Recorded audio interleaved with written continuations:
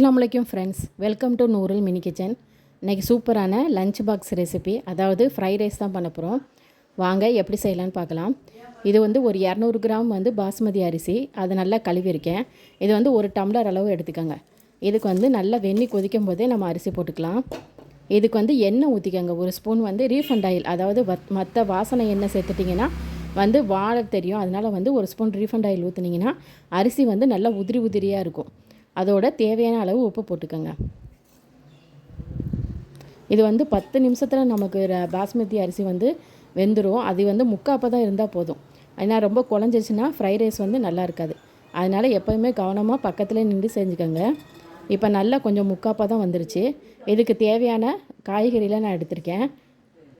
இதுக்கு கேரட், அப்புறம் வந்து முட்டைக்கோஸ், அதுக்கப்புறம் குடமிளகாய் இது எடுத்திருக்கேன்.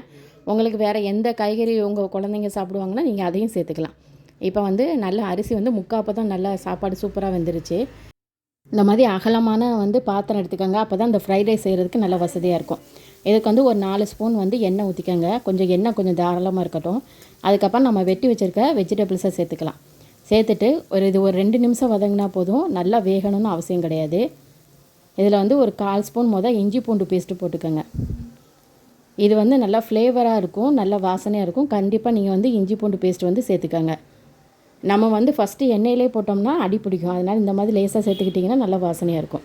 இதில் ஒரு 1/2 ஸ்பூன் மிளகாத்தூள், அதே 1/2 ஸ்பூன் கரம் மசாலா பொடி, அப்புறம் இந்த காய்க்கு தேவையான உப்பு போட்டுக்கோங்க. ஏற்கனவே நம்ம வந்து சாப்பாட்டுக்கு வந்து உப்பு போட்டு தான் வேக வச்சுருக்கோம்.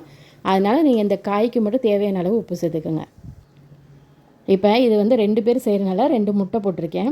இப்போ உங்களுக்கு முட்டை வேணாம் அப்படின்றவங்க இந்த வெஜிடபிளோடையே நீங்கள் வந்து வெறும் சாப்பாடை மட்டும் போட்டு செஞ்சுக்கலாம்.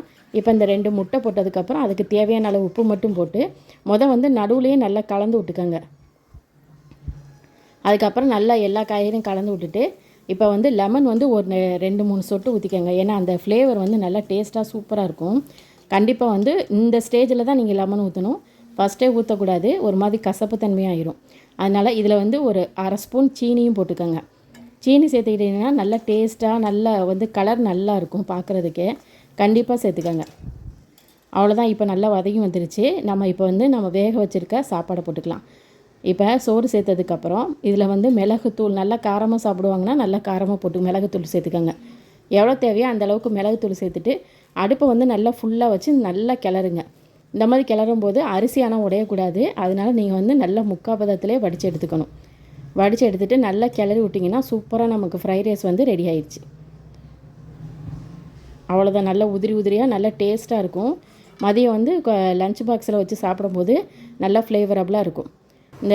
ஓகே ஃப்ரெண்ட்ஸ், இந்த வீடியோ கண்டிப்பாக உங்களுக்கு இன்ட்ரெஸ்டிங்காக இருந்திருக்கும்னு நினைக்கிறேன். நெக்ஸ்ட்டு வந்து சூப்பரான இன்ட்ரெஸ்டிங்கான வீடியோட உங்களை நான் மீட் பண்ணுறேன்.